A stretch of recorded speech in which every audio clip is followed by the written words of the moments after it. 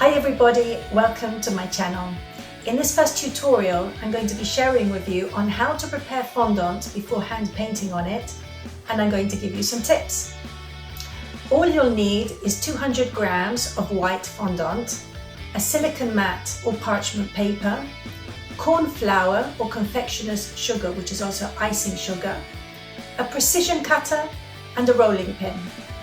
Let's get down to it. I'm going to start by dusting the surface of the mat and the fondant, and I'm going to knead it. We don't want the fondant to be too thick or it could be chewy, and we don't want it to be too thin or it may tear. The ideal thickness is 4 millimeters.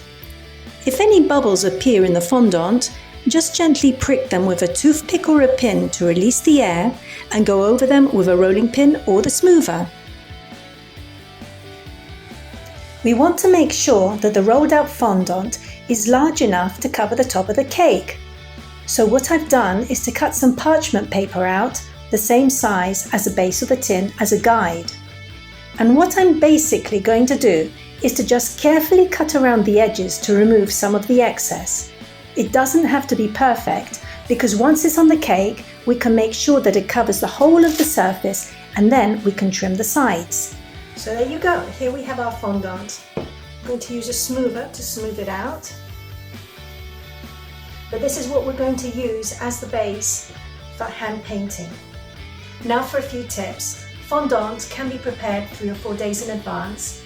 It needs to be stored in a dry and cool place and on a flat surface, and avoid putting it in the fridge. I hope you enjoyed this tutorial. In my next tutorial, I'm going to be sharing with you on how to paint a flower with several rows of petals. It's easier than it sounds. So stay with me, and if you enjoyed this video, don't forget to subscribe and to give me a like. Bye!